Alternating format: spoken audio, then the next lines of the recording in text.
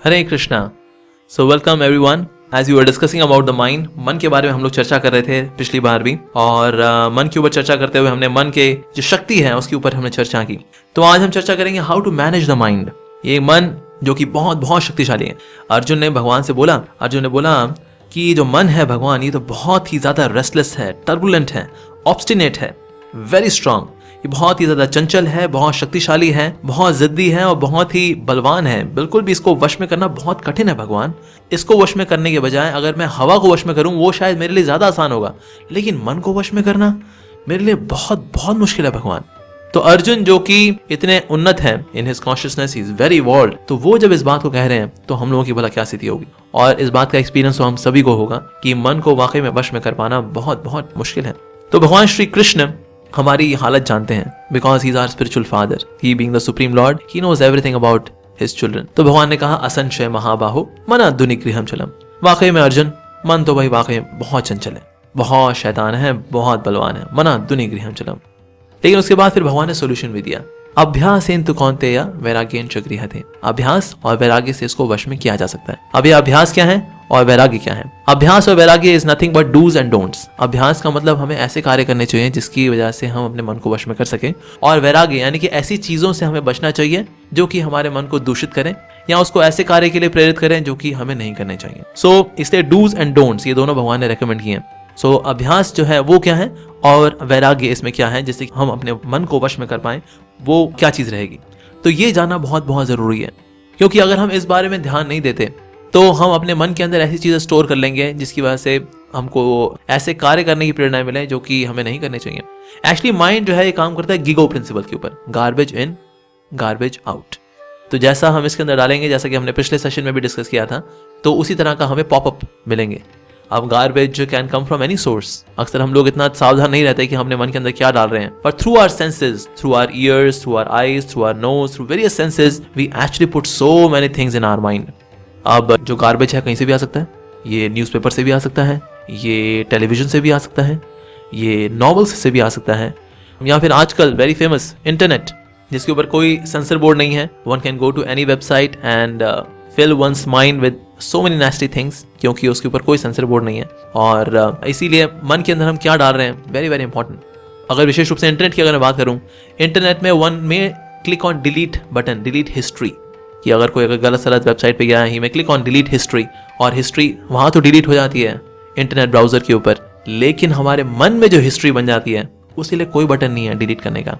तो लेकिन उसको डिलीट अगर करना हो तो उसके लिए फिर भगवान ने सोल्यूशन दिया है, अभ्यास इंतु कौन्तेय वैराग्येन च गृह्यते। So what are the dos and what are the don'ts. तो हमको कुछ डूज का ध्यान रखना चाहिए और कुछ डोंट्स का। तो what are the dos? Some of the dos which we can do is feeding the intelligence by spiritual knowledge. क्योंकि अगर मन को वश में करना है तो हमें इंटेलिजेंस को स्ट्रॉन्ग करना होगा। By intelligence we can control the mind. लेकिन अभी हम देखते हैं कि क्योंकि हमारी इंटेलिजेंस इतनी वीक है, मन जैसा चाहता है इंटेलिजेंस उसी हिसाब से काम करती है। लेकिन होना उल्टा चाहिए कि अगर मन गलत दिशा में जा रहा है तो इंटेलिजेंस डिस्क्रिमिनेट करे, डेलिब्रेट करे और मन को रोके। लेकिन अक्सर ऐसा हो नहीं पाता, इंटेलिजेंस मन के वश में हो जाती है। ऐसा क्यों? ऐसा इसलिए क्योंकि इंटेलिजेंस कमजोर है। इंटेलिजेंस को स्ट्रांग बनाना होगा। इंटेलिजेंस स्ट्रांग होती है स्पिरिचुअल नॉलेज से। Spiritual knowledge is the petrol of intelligence. तो क्या सही है क्या गलत है ये देख पाएंगे हम अगर हम स्पिरिचुअल नॉलेज को लें। करंटली अभी स्पिरिचुअल नॉलेज के ऊपर इतना जोर नहीं दिया जाता है। We only acquire knowledge which will feed my belly, which can feed my body और something else. So only that much education is what we take. अभी हम लोग स्पिरिचुअल एजुकेशन के ऊपर जोर दे नहीं रहे ना। हम बच्चों को देते हैं ये शिक्षाएं, और जो बुजुर्ग भी हो चुके हैं उनको भी ऐसी ट्रेनिंग नहीं मिल पाई समहाउ अनफॉर्चुनेटली। इस वजह से स्पिरिचुअल नॉलेज तो हम दे नहीं पा रहे। अब क्योंकि स्पिरिचुअल नॉलेज दी नहीं जा रही इसीलिए इंटेलिजेंस वीक है। अब क्योंकि इंटेलिजेंस वीक है इसलिए वो मन को वश में कर नहीं पाती। इसलिए मन जहां जाना चाहता है वो जाता है। तो इसीलिए ये बहुत जरूरी है कि हम स्पिरिचुअल नॉलेज डालें इंटेलिजेंस में और इंटेलिजेंस को स्पिरिचुअलाइज करें। This is very very important. भला स्पिरिचुअल नॉलेज बोले तो spiritual knowledge is given in Bhagavad Gita. या फिर if someone wants to read Bible, Quran, they are also having spiritual knowledge, the knowledge about God, the knowledge about self, the knowledge about our loving relationship with God. तो हमें spiritual knowledge लेनी चाहिए from the holy scriptures. Secondly, हम spiritual knowledge ले सकते हैं from the saintly devotees of the Lord, those who are genuinely devotees of the Lord. तो genuine devotees से जो कि sincere practitioners हैं उनके पास जाएं, उनसे हम questions पूछ सकते हैं, उनके discourses में बैठ सकते हैं So we can inquire from devotees as well as we can read the holy scriptures. So इस तरह से spiritual knowledge से हमारी intelligence sharp होगी और अपने मन को नियंत्रित कर सकते हैं।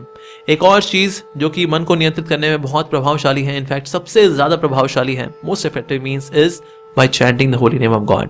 क्योंकि मन की शक्ति तो सब जानते हैं कि मन बहुत ज्यादा पावरफुल है, बहुत ज्यादा। अगर मन इतना ज्यादा शक्तिशाली है तो इसको कंट्रोल में करने के लिए हमें एक ऐसे व्यक्ति की शरण में जाना पड़ेगा जो कि मन से ज्यादा शक्तिशाली हो। And who is that person? Of course God. So God in the form of his holy name is more powerful, not just more powerful, much more powerful than mind. तो भगवान इस मन को नियंत्रित कर सकते हैं हमारे लिए अगर हम भगवान की शरण में जाएंगे तो इसीलिए हमको जो स्पिरिचुअल नॉलेज है ये भी लेनी चाहिए और साथ में भगवान का नाम भी लेना चाहिए। अगर हम ऐसा करेंगे तो हम लोग अपने मन को वश में कर पाएंगे, तो इससे जो है पॉजिटिव संस्कार आएंगे मन के अंदर। और जहां तक डोंट्स की बात है, हमें ऑफ कोर्स बुरी एसोसिएशन से बचना चाहिए, हमें ऐसी चीज़ों को खाने से बचना चाहिए जो कि तामसिक हैं और राजसिक हैं। तो इस तरह की चीज़ें खाने से भी हमारा मन एजिटेट होता है, स्पेशली मीट खाने से मन काफ़ी एजिटेट होता है। लेकिन हम क्या खा रहे हैं, अपने अंदर क्या ले रहे हैं हम लोग, this is also very very important. हम लोग किस तरह की आदतें हैं जो कि कल्टीवेट कर रहे हैं। कभी कभी ऐसा माना जाता है कि अगर कोई पर्टिकुलर आदत है हमारे को, तो उसको ना बार बार करो तो एक दिन हमारा मन भर जाएगा और फिर हम वो आदत छोड़ देंगे। लेकिन आज तक कभी ऐसा हुआ नहीं। जो व्यक्ति यंग एज में सिगरेट पीता है वो ओल्ड एज तक बेचारा सिगरेट पी ही रहा होता है। It is not that old age में जाके वो all of a sudden he becomes a spiritual person. तो ऐसा क्यों? क्योंकि एक ही कार्य जब हम बार बार करते हैं तो हमारे मन के सरफेस के ऊपर ग्रूव्स बनते हैं जिनको हम संस्कार कहते हैं।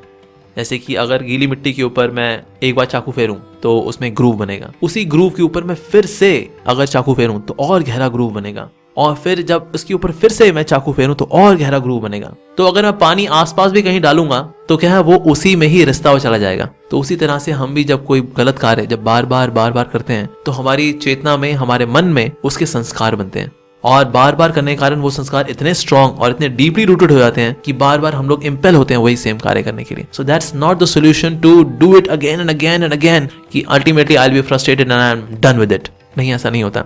तो इसीलिए हमें बुरी संगति से बचना चाहिए। हम लोग क्या खा रहे हैं, क्या सुन रहे हैं, क्या देख रहे हैं, we should be very very cautious about it and we should chant the holy name and we should take spiritual knowledge from bona fide genuine sources like devotees of the Lord as well as from the holy scriptures like Bhagavad Gita, etc. So these were some of the ways by which we can control the mind, we can manage the mind. Hare Krishna.